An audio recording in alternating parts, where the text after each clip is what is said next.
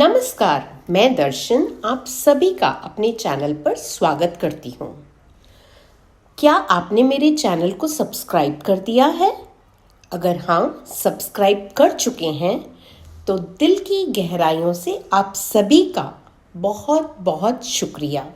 और अगर आपने नहीं किया है तो प्लीज़ पहले सब्सक्राइब कर दीजिए। शुक्रिया। गांव के लोग प्रेम प्यार से रहते थे। एक दिन उनके गांव में गौतम बुद्ध आते हैं।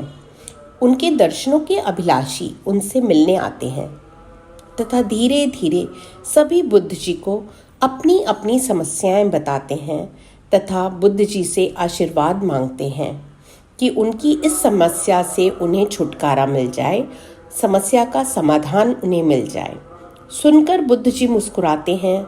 सभी यह कहना चाहते थे कि उनकी समस्या सबसे बड़ी है, बाकी सभी की समस्या उनकी समस्याओं की तरह विकराल नहीं है। गौतम बुद्ध कहते हैं, आप सब अपने अपने घर चले जाइए और अपनी अपनी समस्याओं को एक पोटली अर्थात गठरी बनाकर ले आइए। सभी घर जाकर अपनी अपनी गठरी में अपनी अपनी समस्याएं बांध कर ले आते हैं। बुद्ध जी उन्हें समस्याओं की गठरी एक जगह रखने के लिए कहते हैं और फिर कहते हैं कि इन सब गठरियों में से आप मनचाही गठरी उठा लें, अर्थात आपको जिस गठरी में कम या अच्छी समस्याएं दिखाई देती हैं आप उठा लीजिए और फिर आपको उन समस्याओं के साथ रहना पड़ेगा। सभी शांत हो जाते हैं और सोचने लगते हैं, अपनी समस्याओं के साथ तो हम जीना जानते हैं, हम समस्याओं का समाधान भी कर पाते हैं, समस्याओं से निपटना हम जानते हैं। किसी और की समस्या किसी और की पोटली में जाने कैसी कैसी समस्याएं होंगी, हमारी समस्या से बड़ी हुई तो क्या करेंगे। यही सोच सब फिर अपनी अपनी समस्या की पोटली उठा लेते हैं। गौतम बुद्ध कहते हैं, हर एक जीव की जिंदगी में कोई न कोई समस्या अवश्य होती है। हमें उस समस्या का समाधान कर आगे बढ़ना होता है।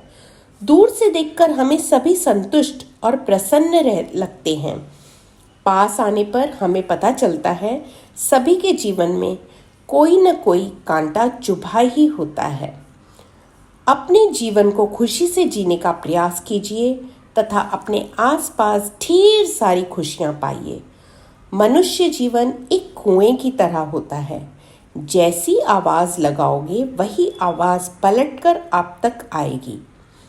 प्रेम सहानुभूति दिखलाएंगे वही आप तक लौटकर आएगा। तो आज से हमें ये संदेश हमेशा याद रखना है, प्रसन्न रहने का प्रयास कीजिए।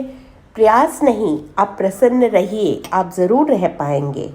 आशा करती हूँ इस संदेश को हमने भली भांति समझ लिया होगा। अब मैं आपसे विदा लेती हूँ और मिलती हूँ आपसे अपने अगले वीडियो में। धन्यवाद, शुक्रिया। स्वस्थ रहिए, प्रसन्न रहिए।